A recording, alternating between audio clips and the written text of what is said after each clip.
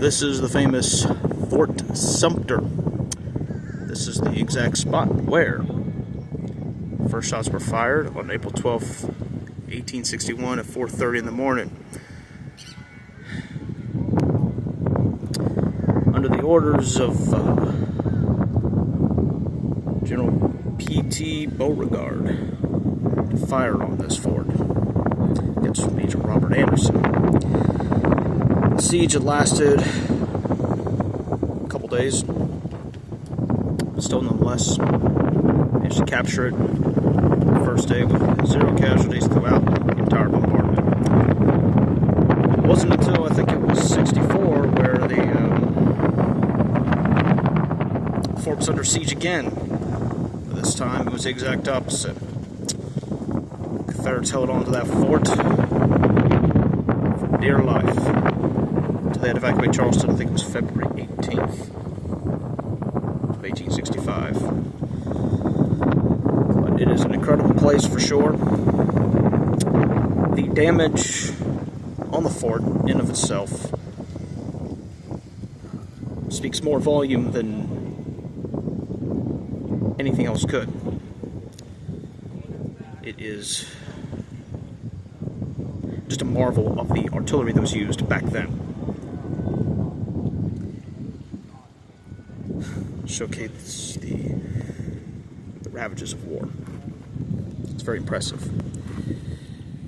But over here, over there, is Castle Pickney. This was a fort that was taken right around by the South Carolina State Militia,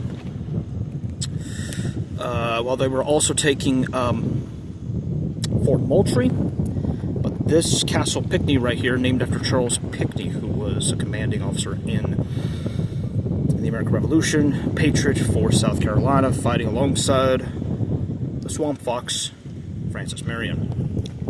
And as you can see right here, the flag that's flying is the South Carolina state flag. But this, however, has been run by the Sons of Confederate Veterans. Basically, since its inception, I mean, the U.S. government never really took it back after the Confederates, or at least, after the South Carolina militia took it. And it was under the Confederate flag, but again, this fort really didn't have any use since Fort Sumter was far more important. Just further out to the Atlantic coast. It's the Charleston Harbor. But this is indeed impressive and incredible for sure.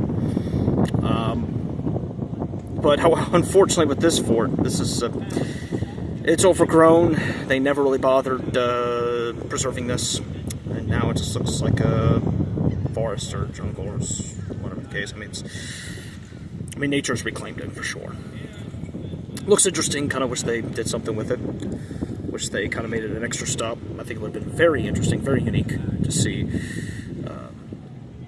Basically, the neglect. I mean, everyone's interested in abandoned places and urban decay, and I'm telling you right now, I think it'd be very fascinating just to sail over there and,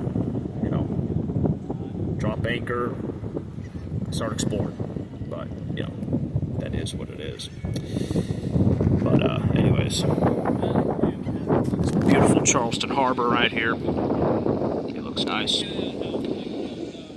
I fell in love with the city when I first came here back in 21.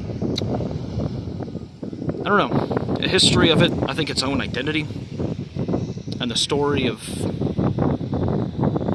how it was in this state, where some of the best heroes in the Revolution were able to salvage this experimentation we call the United States. It's an excellent place. I'll share more in detail what the city means to me. It's kind of a first video, if you will, just to see what happens. But either way, catch you next time.